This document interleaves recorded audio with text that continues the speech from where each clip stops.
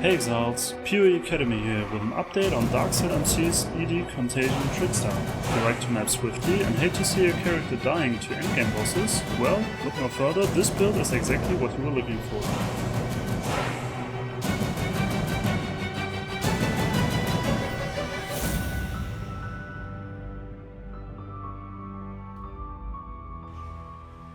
While there are many other Essence Drain guides out there, this build uses all concepts that have proven themselves to work best, creating an extremely well-rounded character. On the upside, this build features very fast mapping, low gear requirements, and tankiness to handle all the game's content. Be aware though that the single target damage is only average on budget gear, that the playstyle might feel clunky to some people, and that due to Essence Drain Contagion being somewhat meta, min-maxing is rather expensive. Mapping can feel clunky at first, as you must rotate multiple skills to kill quickly. However, once you get the hang of it, Essence Drain's clear speed is unmatched by most other builds.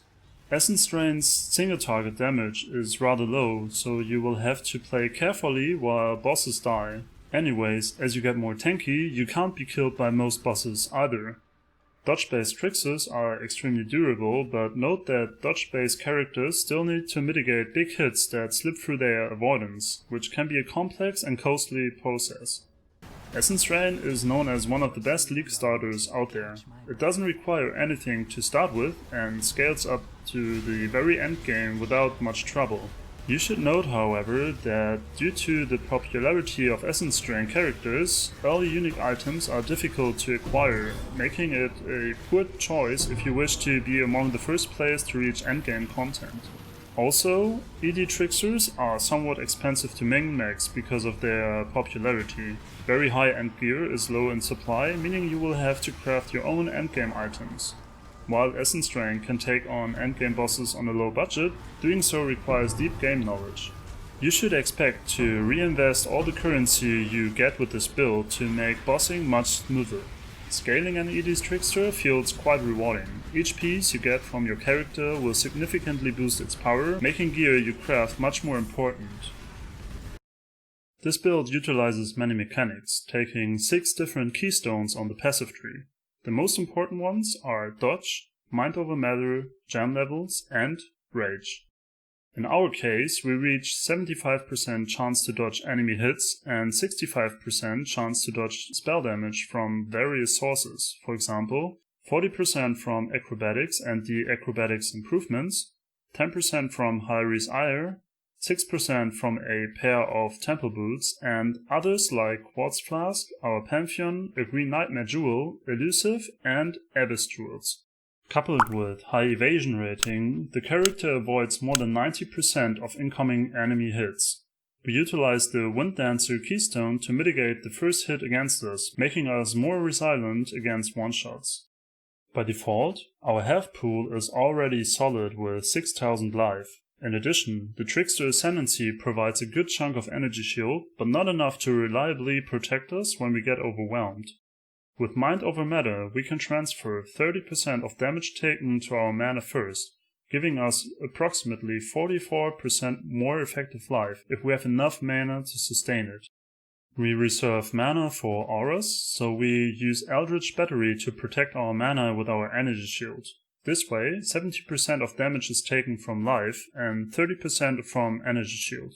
We can now spend energy shield instead of mana for casts, and we can reserve all mana for our auras. Since we reach about 2000 ES in endgame, our effective life pool increases to 8000. Essence Drain is a spell which scales significantly from gem levels. The default maximum is level 21 for a corrupted gem. However, we use different sources to increase its level as much as possible. By doing so, our Essence Drain gem can even become level 30. Items that increase gem levels are, for example, Cane of the Unraveling, a properly crafted bow, or a Hunter amulet. This build now uses rage generated from the Chainbreaker keystone. Chainbreaker removes our mana regeneration completely and would work poorly if you'd hit enemies quite often. However, the build synergizes extremely well with this keystone because we hit enemies so rarely that we can take full advantage of the powerful rage generation. By socketing a lethal Pride of Akoya close to any keystone on the tree, we turn that keystone into Chainbreaker. We can now consume Rage by using Divergent Berserk. This gem gives a buff that is up around 50% of the time, granting up to 44% more damage, 30% more movement speed, and 15% less damage taken, which is completely crazy. You may want to bind Berserk to your left click to trigger it automatically when you move around. Okay, let's talk about the tree. We start by grabbing potent damage nodes near the shadow starting area. Then, we rush to No Witnesses for a massive speed boost and the jewel socket near Painted Human to socket a Spreading Rod unique jewel. Now it's time to grab Acrobatics, Face Acrobatics, and Wind Dancer. Afterwards, we take Eldritch Battery and Path to Mind Over Matter to make good use of it. Grabbing sockets for the Cluster Jewel, Green Nightmare, and Transcendent Mind makes perfect sense now if you already hold them. Finally, more life and damage nodes are taken. Trickster is an obvious choice for damage over time and an incredibly good choice for dodge hybrid builds. Escape Artist is a massive source of energy shield because it converts a large proportion of evasion on our chest piece into energy shield. Patient Reaper and Prolonged Pain come next, giving incredible sustain, smoothness, and good damage. Soul of Lunaris helps us capping out our dodge and should be upgraded. Soul of Garukan makes us faster and avoid more hits, which is always welcome. Last but not least, we kill all bandits for desperately needed skill points. There are no mandatory unique items for this build, but the build heavily benefits from quite a few unique items out there. Lethal Pride of Akoya is the first recommended unique, giving us Chainbreaker and allowing us to use Divergent Berserk.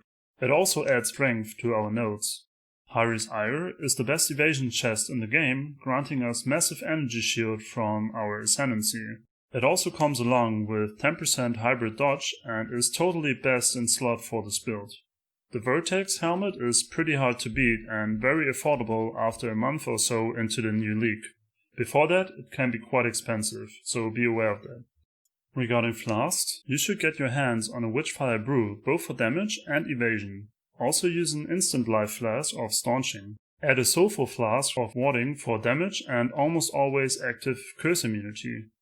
A Quartz Flask of heat is a must to cap out your dodge chance and to avoid being frozen. Finally, a Quicksilver Flask of adrenaline lets us run faster. The build is not very attribute hungry. 69 strength, 159 intelligence, and 202 dexterity should be solved by the tree alone. You may lack a bit of strength, and if you do so, just allocate physic for 1 point.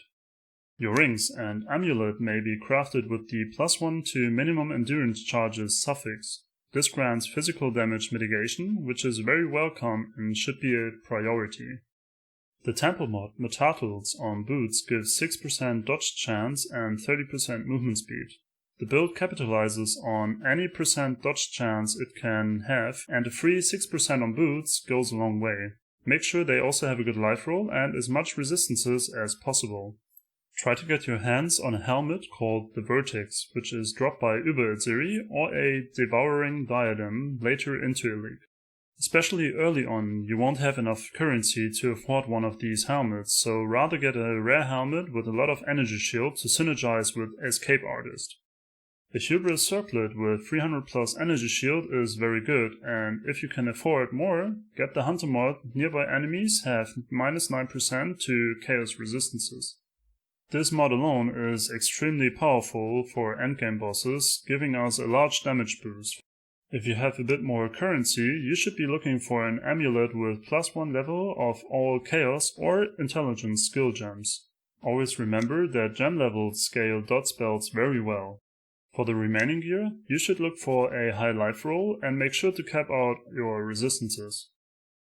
Transcendent Mind, a Watcher's Eye Jewel, a Green Nightmare, and Cluster Jewels are not mandatory at all, but each of these items are a big upgrade for the overall effectiveness of the build. We use Essence Drain linked to Control Destruction, Efficacy, Void Manipulation, Swift Affliction, and Empower Level 4 or Energy Shield Leech in this order. The second 6 link consists of Blight, linked to Infused Channeling, Efficacy, Controlled Destruction, Void Manipulation, and Swift Affliction. You can use a 4 link Contagion, linked to Increased AoE, Intensify, and Faster Casting. Regarding auras, we use Malevolence, Discipline, and if you have some money, pick up an Enlighten together with Aspect of the Spider. Flame Dash is our mobility skill, and we use a Wither Totem setup to almost double our single target damage for bosses, and Divergent Berserk in the same setup. Leveling this character is extremely easy, which makes it an obvious choice for League starts. If you want to learn how to level this character to maps in less than 4 hours, check out Tai Killer's video, which is linked in the description down below. I like this build very much and played it a while ago too. It has a very satisfying playstyle and you can really push any content with it, which is very important for me. With this iteration it got even better and I'm curious what the future holds for it. What do you think about the build? Let us know in the comments and don't forget to check out the written guide for more tips and tricks. Thanks for staying with me until the end and see you in the next one.